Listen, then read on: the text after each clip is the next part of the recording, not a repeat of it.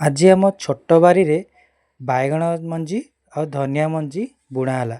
ବାପା ବିଲରୁ ଆସିକି ସାଙ୍ଗେ ସାଙ୍ଗେ ଛୋଟ ବାରିକି ପଳେଇଲେ, ଆମ ଘର ପଛପଟ ବାରିକି ପଳେଇଲେ। ତ ସେଟାକୁ ମୁଁ ଛୋଟ ବାରି କହେ।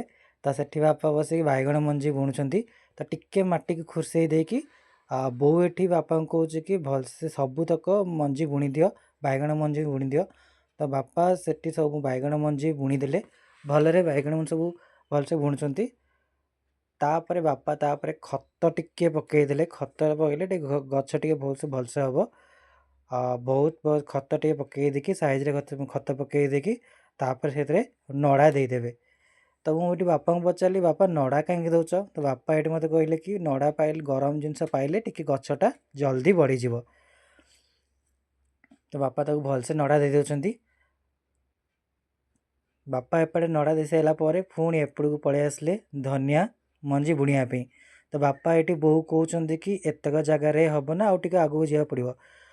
ବୋଉ ଏଠି କହିଲା କି ନାଇଁ ଏତିକି ଜାଗାରେ ଧନିଆ ମଞ୍ଜି ବୁଣି ଦିଅ। ତ ବାପା କହିଲେ କି ମୁଁ ଏତିକି ଜାଗାରେ ଧନିଆ ମଞ୍ଜିଟା ବୁଣିଦେବି। ତ ବାପା ସେଇଠି ଭଲସେ ତାକୁ ମାଟିକୁ ଆସ୍ତେ ଆସ୍ତେ ଖୋଳି ଖୋଳି ଖୋଳି ଖୋଳି ତ ଭଲସେ ତାକୁ ଖୋଳିଦେଲେ।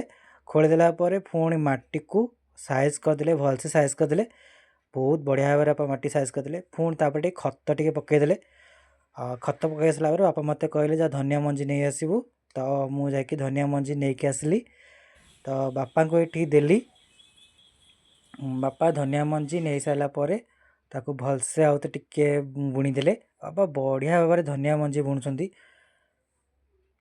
ସାଇଜ୍ କରି ବୁଣିଦେଲେ। ତାପରେ ବହୁତ ଟିକେ ବୁଣି ଦେଇକି, କାହିଁକିନା ଧନିଆ ପତ୍ର ଖାଇବାଟା ବହୁତ ବଢ଼ିଆ, କାରଣ ଶୀତ ଦିନେ ଧନିଆ ପତ୍ର ଖାଇବାଟା ବହୁତ ଭଲ। ତା ଚଟଣି ଆଉ ତରକାରୀରେ ବି ଧନିଆ ପତ୍ର ପଡ଼ିଲେ ବହୁତ ହି ବାସ୍ନା ବି ବଢ଼ିଆ ବଢ଼ିଆ ହୁଏ।